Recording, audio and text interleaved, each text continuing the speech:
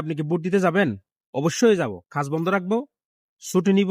ডাকসু, চাকসু সহ বাংলাদেশের সবগুলা পাবলিক বিশ্ববিদ্যালয়ে শিবিরের নিরঙ্কুশ বিজয় বা ভূমিধস বিজয়ে যারা মনে করতেছেন এটা জাতীয় সংসদ নির্বাচনে কোনো ইম্প্যাক্ট পড়বে না, তারা বোকার স্বর্গে বাস করতেছেন।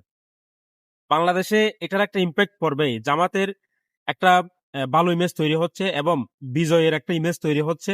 এটার কারণে এই যে বিভিন্ন পাবলিক বিশ্ববিদ্যালয়গুলোতে শিবিরের যে ভূমিধস বিজয় হচ্ছে, জামাত যেহেতু শিবিরকে ওন করে, তো এটা যে বেনিফিট এটা কিন্তু জামাতের পক্ষে যাচ্ছে। আর আমাদের দেশে আসলে একটা কথা মনে রাখবেন, যারা রাজনীতি করে বা সমর্থন করে বা বক্ত যারা রাজনীতি দলে, তারা আসলে অন্ধভক্ত।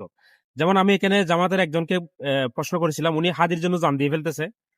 আমার রুমমেট, ওনাকে প্রশ্ন করেছিলাম যে ভাই, আচ্ছা আপনি তো হাদির জন্য জান দিয়ে ফেলতেছেন, তাহলে হাদি যদি বেঁচে থাকতো, আপনার আসন থেকে নির্বাচন করতো, আপনি কাকে ভোট দিতেন? হাদিকে দিতেন নাকি জামাতকে দিতেন? উনি বলতো আমি জামাতকে দিতাম। ঠিক তেমনি বিএনপির একজনকে জিজ্ঞেস করেছিলাম, সে বলে যে আমি তো বিএনপি করে, আমি বিএনপির মানুষকে দিব। আমি আমি হাদির জন্য লড়াই করতেছি, হাদির হত্যা যাতে বিচার হয় সেজন্য লড়াই করতেছি, কিন্তু আমি আমার দলকে ভোট দিব। তার মানে বুঝতে পারতেছি, এটা কিন্তু বাস্তব কথা বলতেছি। দুজনকে জিজ্ঞেস করেছি, দুজনে বলেছে তার নিজ নিজ দলকে ভোট দিবে। তাহলে বুঝতে পারতেছেন কতটা আমরা অন্ধভক্ত। শুধুমাত্র যারা দলকানা বা অন্ধভক্ত তারা ছাড়া আরো অনেক ভোটার কিন্তু আছে, যারা হচ্ছে মানে কোনো দলকেই তেমন ভাবে সাপোর্ট করে না। তারা চায় দেশে শান্তি শৃঙ্খলা কোন দল ফিরিয়ে আনতে পারে, দেশের দুর্নীতি কোন দল কম করবে, দেশের জন্য ভালো কোন দল করবে। তারা কিন্তু নির্বাচনের আগে কিছু আলামত, কিছু আচরণবিধি, এই যে কিছু হচ্ছে যে এই সমস্ত যে বিজয়গুলো হচ্ছে, মানে কোন দল আসতে পারে বা কোন দলের সম্ভাবনা বেশি, এগুলো কিন্তু তারা দেখে, নজর রাখে। যারা হচ্ছে রাজনীতি করে না, যেমন তার মধ্যে আমি একজন আছি। তো যারা রাজনীতি করে না, তারা কিন্তু এগুলো কিন্তু লক্ষ্য রাখে। এগুলো লক্ষ্য রেখে তারা কিন্তু তারা ভোটটা কোন দিকে দিবে ডিসাইড করে।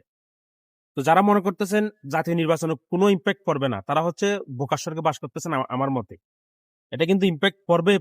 আমি বলতেছি না যে জামাত একদম মানে নির্বাচনে জয়লাভ করবে, জাতীয় সংসদ নির্বাচনে, কিন্তু কিছুটা ইম্প্যাক্ট পড়বে। ভাই, জনগণের রায় কোন দিকে যাবে সেটা কেউ বলতে পারে না। হ্যাঁ, জামাতের আগে অত বড় দল ছিল না, এখন তারা যেহেতু 11 দল হয়েছে মনে হয়, বিশেষ করে যে এনসিপির সাথে যুক্ত হয়ে, তারপর হচ্ছে যে আপনার হাত পাকা, হাত পাকার কিন্তু প্রচুর ভোট আছে। আমাদের এখানে নাই, চট্টগ্রামে নাই, কিন্তু অন্যান্য ডিস্ট্রিক্টে কিন্তু আছে। আমি সবসময় একটা কথা বলি এবং বিশ্বাস করি, নির্বাচনী কৌশল, তারপর হচ্ছে সংগঠিত কিভাবে হতে হয়, সংগঠনের জন্য কিভাবে কাজ করতে হয়, সেটা হচ্ছে জামাতের চেয়ে যোজন যোজন পিছিয়ে বাকি দলগুলা।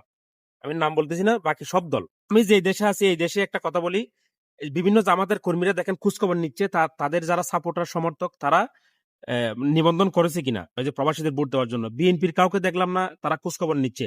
এবং কি বলতেছে, একজনে দায়িত্ব নিচ্ছে, কিছু কিছু মানুষের দায়িত্ব নিচ্ছে তাদের কর্মীদেরকে এখানে নিবন্ধিত করে দেওয়ার জন্য। তো বিএনপির কাউকে দেখলাম না, বা আওয়ামী লীগ থাকলে আওয়ামী লীগেরও হয়তো কেউ এখানে থাকতো না।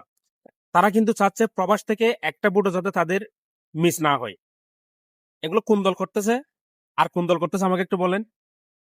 রুমে রুমে গিয়ে অনেকেই দেখতেছে, যারা রুমমেট আছে বা আশেপাশে যারা পরিচিত, রুমে গিয়ে বলতেছে আপনারা আপনার হয়েছে কিনা, মানে সরাসরি না, দেখতেছি। আমি কয়েকটা ইনসিডেন্ট দেখলাম আর কি। কিছু দোকানদারও এগুলো করতেছে, মানে তাদের সমর্থককে এখানে যারা হচ্ছে আপনার একটু কম বুঝে বা যারা হচ্ছে ইংলিশ পড়তে পারে না, কিভাবে করবে এটা পড়তে, তাদেরকে করিয়ে দিচ্ছে। এটা কোন দলে করে?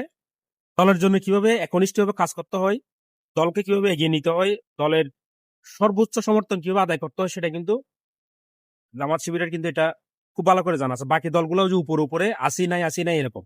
দেখেন এখানে বিএনপির অনেককে জিজ্ঞেস করবেন, যেটা সত্যি কথা সেটা বলতেছি, বিএনপির অনেকজনকে যদি জিজ্ঞেস করেন ভাই আপনি কি ভোট দিতে যাবেন, যদি আপনার অনলাইনে নিবন্ধন করতে না পারেন, শেষ পর্যন্ত আপনি এম্বাসিতে যাবেন, বিএনপির উত্তর হবে কি জানেন? ম্যাক্সিমাম উত্তর হবে, 100% বলতেছি, বিএনপির ম্যাক্সিমাম উত্তর হবে কি, ভাই কাজ না থাকলে যাব, দেখি কাজ না থাকলে যাব, সময় থাকলে যাব, সময় থাকলে যাব। কিন্তু জামাতের উত্তর কি হবে জানেন?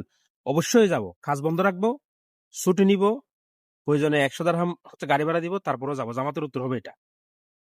কিন্তু বিএনপির উত্তর হবে ভাই কাজ না থাকলে যাব, সময় থাকলে যাব। এটাই বাস্তবতা। খোঁজখবর নিয়ে দেখেন।